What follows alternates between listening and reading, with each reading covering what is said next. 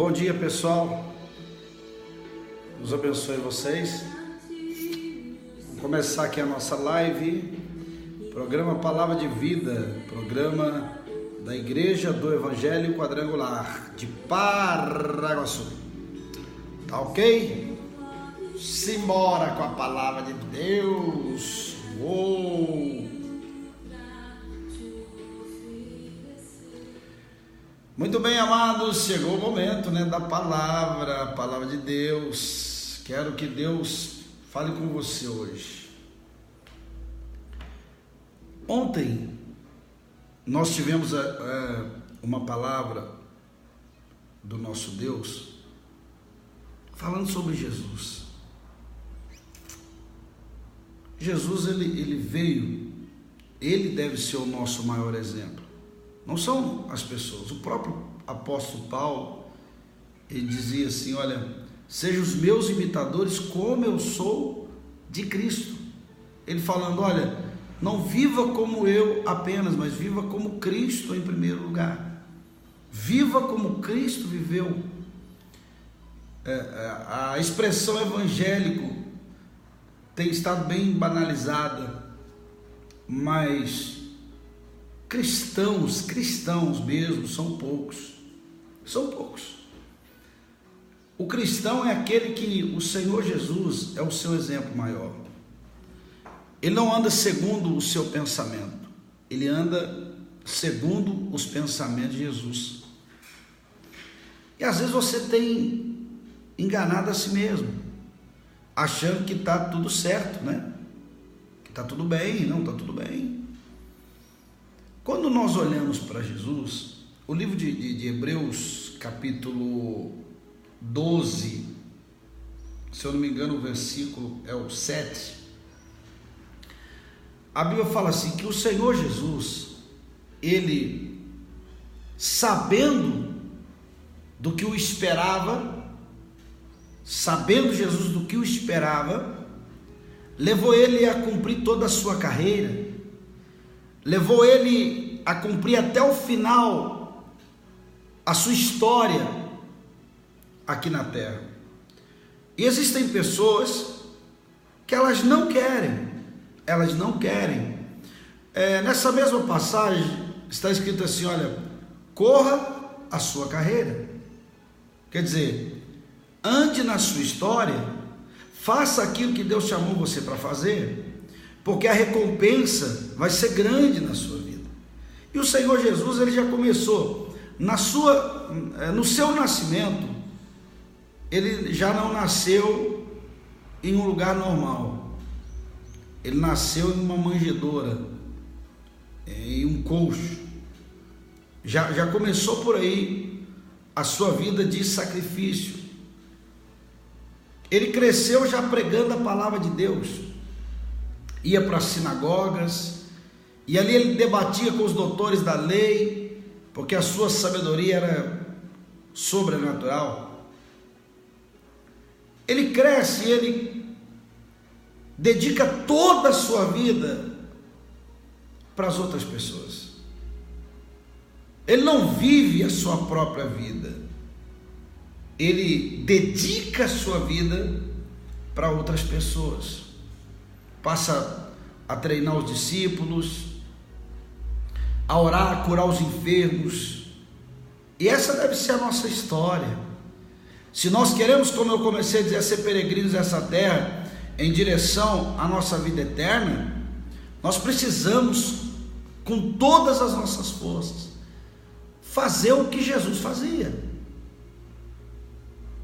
Você pode trabalhar, ter a sua família, ter a sua casa e pregar a palavra de Deus. Você pode trabalhar, ter a sua casa, ter a tua família, ter o teu carro e orar pelos enfermos e se colocar à disposição do reino de Deus.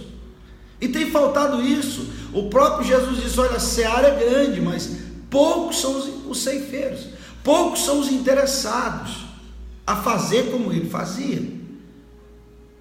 Nessa manhã, quantas pessoas estão me ouvindo agora que você não faz nada para Deus? Deus te deu tudo, Deus te deu vida, Deus te deu saúde, Deus te deu tua casa, Deus te deu teu trabalho, Deus te deu um carro, mas você não dedica absolutamente nada para Deus, você não trabalha, você não faz nada para Jesus, você se colocou numa condição de fazer somente aquilo que te agrada, de ser uma pessoa comum, normal. Mas eu venho aqui no nome de Jesus para convidar você a gastar tempo com Deus, a gastar tempo dentro de uma igreja, a gastar tempo visitando hospitais, orando pelas pessoas, a gastar tempo pregando a palavra, lendo e estudando a palavra de Deus, porque somente assim nós teremos recompensa igual Jesus teve, que é assentar à direita do Deus Todo-Poderoso. Muitas coisas nos impedem. Se você for observar, a família impede, o nosso eu impede, eu, e a pessoa só pensa nela mesma. Eu estou convidando você hoje a dedicar tempo para a sua vida espiritual, a dedicar tempo para a sua vida espiritual. Hoje nós vivemos a geração saúde, e o sujeito cuida tanto da saúde, ele não bebe refrigerante, ele é o sal do Himalaia, é academia, ele tirou o carboidrato, ele tem cuidado muito bem da saúde, ele cuida da aparência, mas ele não tem cuidado bem da sua vida espiritual. Quero dizer para você que as coisas naturais vão ficar aqui, viu? Esse corpo aí que você cuida tanto, vai ficar aqui. Esse serviço que você tem tanto tempo para ele e não tem para Deus, vai ficar aqui. Eu estou convidando você, filhão, a cuidar da sua vida espiritual. Não adianta ter somente saúde física, você precisa ter saúde espiritual, filhão. Filha, tira tempo para Deus. A nossa igreja, eu tenho falado lá na nossa igreja, que cada igreja tem um sistema, e eu falo, na nossa é no mínimo 3 vezes por dia, você precisa estar na casa de Deus, é necessário que você esteja, ouvindo a palavra, recebendo uma oração, uma unção com óleo, é necessário, mas hoje as pessoas, elas não querem.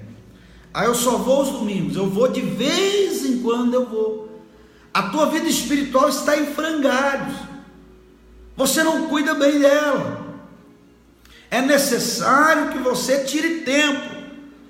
Eu às vezes tenho alguns amigos, conhecidos, e eu falo, vai na igreja, fala assim, na hora que tiver um tempinho eu vou lá. Essas pessoas, elas não vão herdar a salvação, essas pessoas, porque elas não priorizam as coisas de Deus. O reino de Deus, ou você prioriza ou você não vive, ou você prioriza ou você não vive.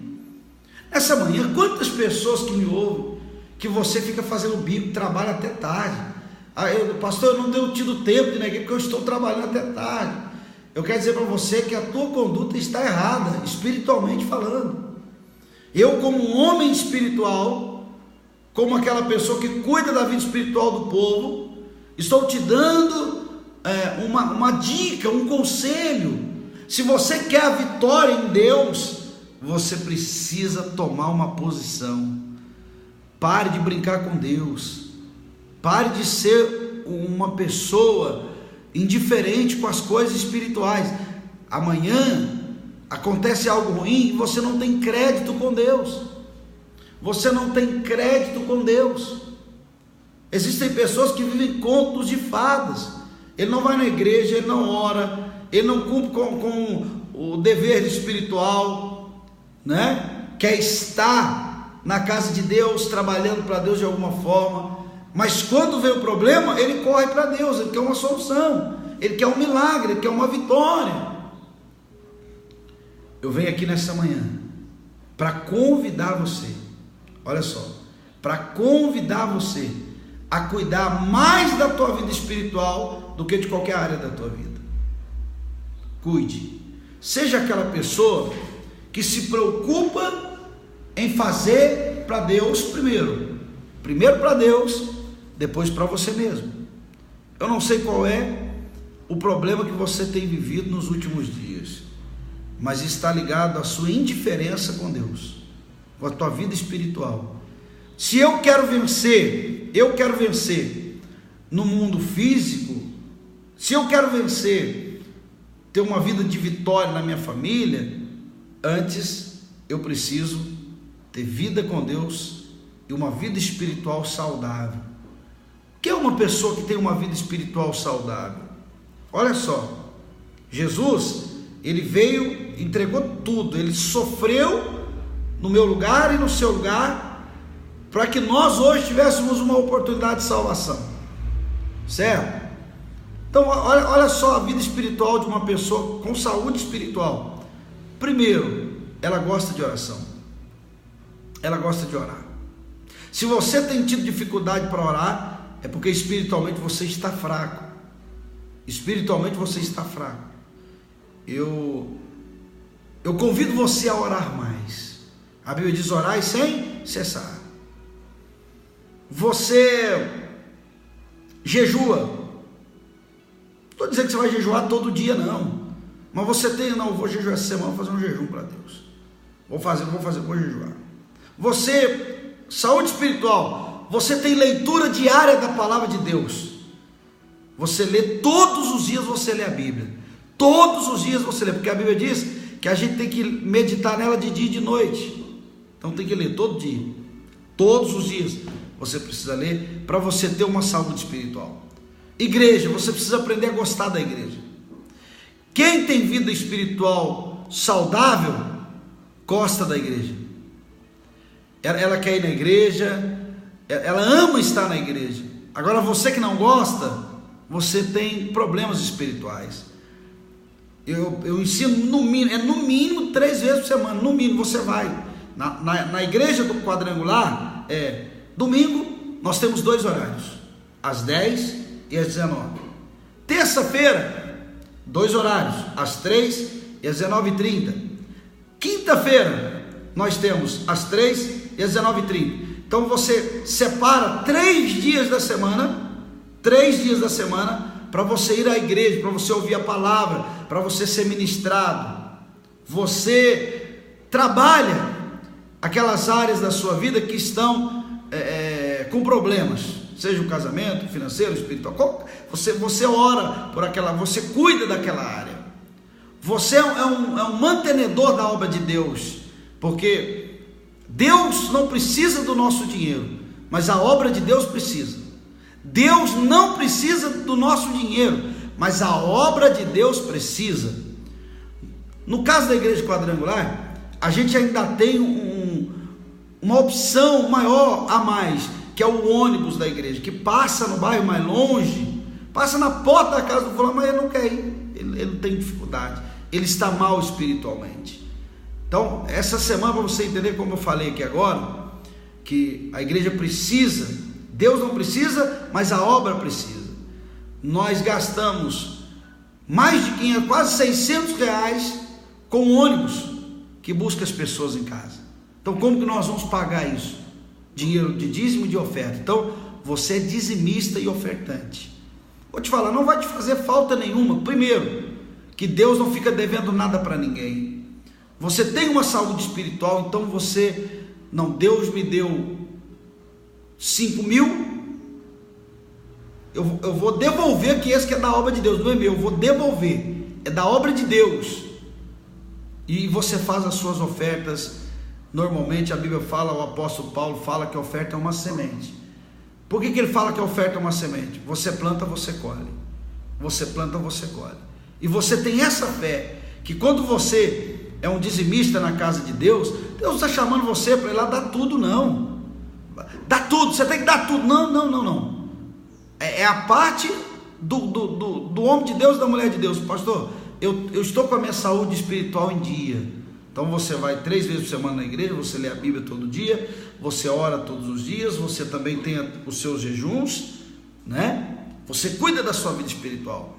E você, quando tem uma maturidade, eu falo porque eu com 1 ano de igreja já estava pregando em um ponto de pregação.